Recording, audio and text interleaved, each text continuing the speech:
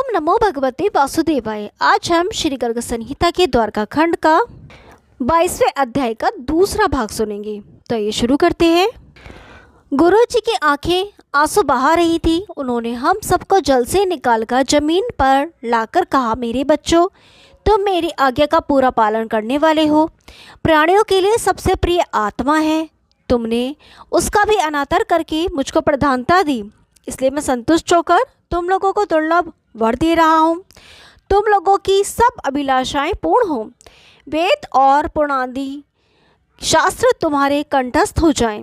मित्र, गुरु जी की इसी कृपा से तभी से हम लोग सुखों से परिपूर्ण हैं। सुदामा जी ने कहा, तुम देव हो, सबके गुरु हो और कोटि कोटि ब्रह्मांडों के नायक हो। तुम श्रीपति हो।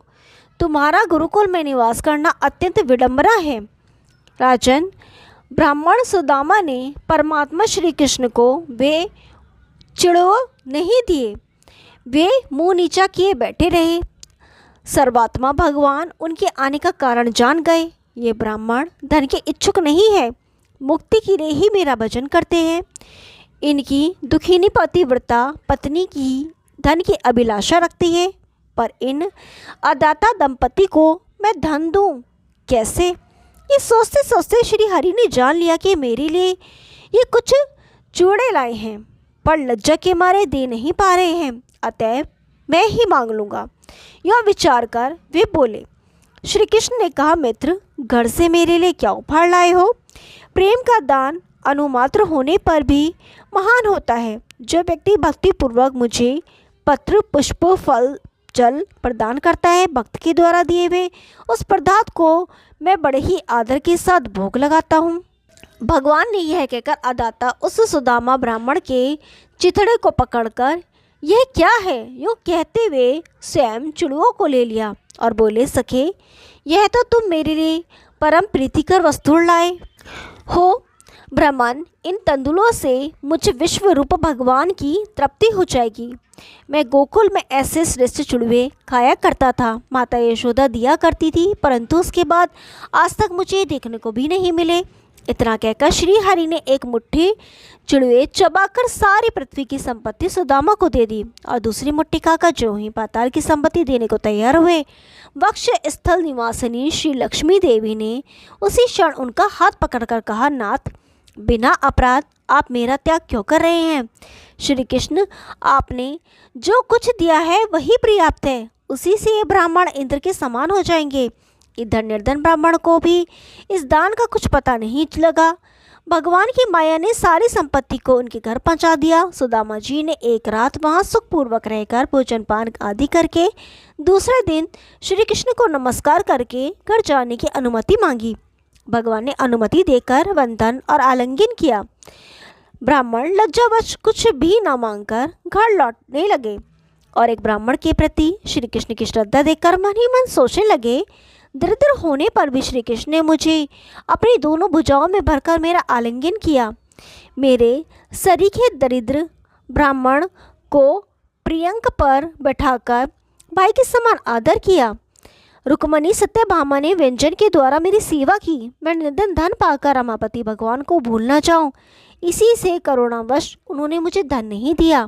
वे इस प्रकार विचारते हुए तथा खिन्न मन से पत्नी का स्मरण करते हुए सोचने लगे, मैं घर जाकर कह दूंगा, यह लो, कोटि कोटि धनराशि ग्रहण करो। मैंने तो सुना था श्री कृष्ण ब्राह्मणों के प्रति भक्ति रखने वाले तथा दानी हैं, पर प्रत्यक्ष में तो वे धनी होकर भी अभिमानी और कृपण प्रतीत होते हैं। भले ही उन्होंने मुझे धन नहीं दिया, पर मैं लोभवश उन्हें व्यर्थ में शाप कैसे दूं? उन्होंने जैसी प्रीति की है, परिणाम भी उन्हें वैसा ही प्राप्त होगा। कृष्ण के माता पिता को कंस ने कारागार में डाल दिया था। तब पराए घर अर्थात नंद जी के यहाँ वे पले बढ़े।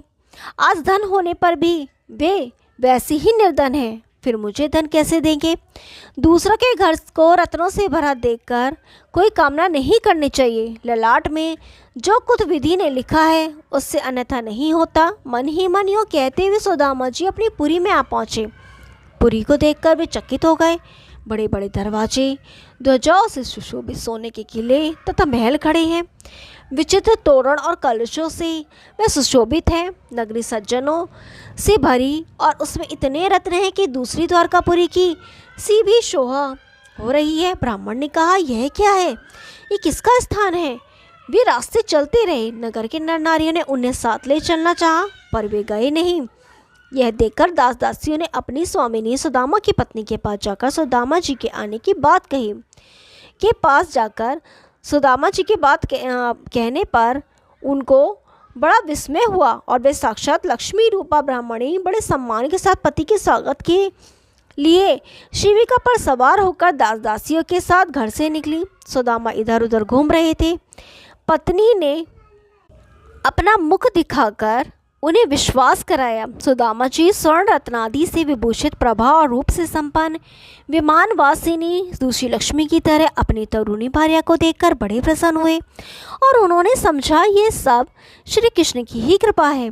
भोजन की सामग्री, रत्न, ऐश्वर्य, प्रियंग, व्यंजन, आसन, चंदोबे, स्वर्णपात्र और तोरण आदि से सुसज्जित अपनी पुरी में सुदामा जी ने पत्नी के साथ प्रवेश किया।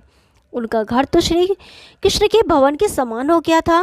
श्री कृष्ण की कृपा से सुदामा भी तरुण हो गए, पर विषयों से सर्वथा अनासक्त रहकर वे बिना किसी हेतु के अनायास प्राप्त हुई समृद्धि का भोग करने लगे। वे अपनी पत्नी के साथ ज्ञान, वैराग्य और भक्ति के द्वारा उस संपत्ति को त्यागने का विचार करके मन ही मन सोचने लगे, मेरे पास इतनी समृद्धि कहाँ से आई? यह देव दुर्लभ संपत्ति ब्रह्मण्य देश श्री कृष्ण को ही दी हुई है। इतनी संपत्ति देकर भी उन्होंने स्वयं मुझसे कुछ कहा भी नहीं।